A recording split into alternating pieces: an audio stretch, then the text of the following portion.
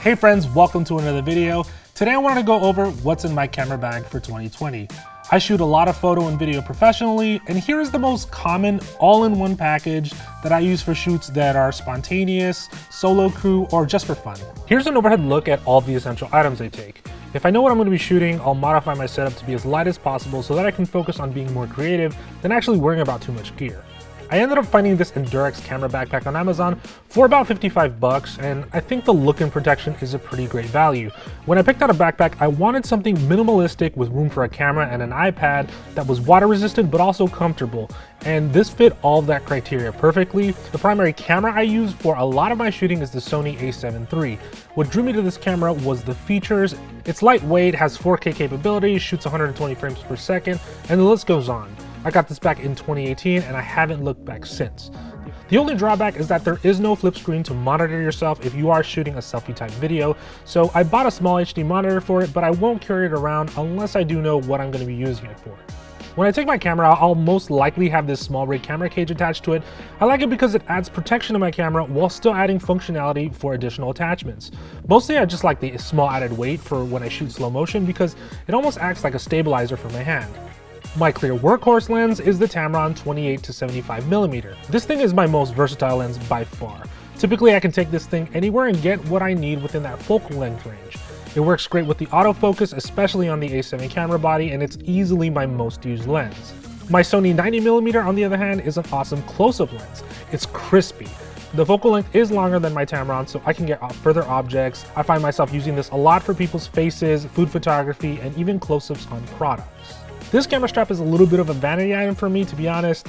It's by Bape, and I remember seeing this in junior high. When I wanted to get into photography, I really liked the print and overall style of that company. I thought it was a unique design and I wanted to really capture that cool aesthetic in my own photos, so I take it with me to kind of remind me of when I started shooting photography and videography in the first place. I realized really soon on when I shot 4K at a few jobs that I should be carrying around a good case for my SD cards. This Pelican case is pretty similar to a lot of other cases, but I bought it simply because a lot of people at other jobs were carrying that around and they recommended it to me, and I think it's a great overall essential piece. There are newer versions of this microphone out there, and I've even seen other YouTube creators use this mic because it's quite reliable. However, changing the battery on this Rode Video Pro mic is pretty weird and inconvenient. I would look into an updated version if you do look into buying this sort of microphone, just so you don't have to deal with that weird battery changes.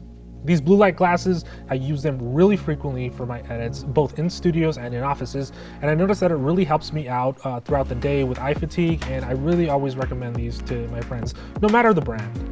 The Altura cleaning kit is a pretty common one found on Amazon. I just like keeping it in my case because I know there's always some point that my lens gets dirty and I'll need to clean it. It's got the essential brushes, microfiber cloth, optical spray, and a little blower tool, pretty much an essential item that every photographer or videographer should have on them.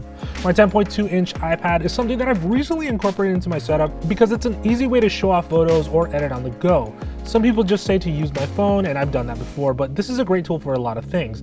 You can show people photos or sync up with your Bluetooth on camera, use it as a teleprompter, a bunch of different ways. Generally, I think it's just much easier to have a larger screen to see things and use as a reference. Joby's Gorillapod is another item I've seen with a lot of YouTube creators. The signature moldable arms let you kind of put this thing anywhere. I love that you can rotate and lock the mount for the phone for time lapses or selfie type shoots. And when you're shooting in the street or outdoors, you might not have an ideal situation to mount, and this would help.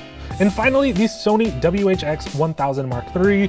What a name. I'll only use these for inspiration to put myself in the mood that I want to shoot in. It's more of a preparation tool since there's a lot of communication that you want to have with people that you're shooting, and the noise canceling features and audio quality are phenomenal. I've seen a lot of reviews that really tout these as the best headphones around. I've got to say that I agree and I recommend them. And here's the overall gear and how everything fits in my backpack. I think this is the perfect combo that fits nicely, it's not too heavy, and provides everything I need for most situations I'm in.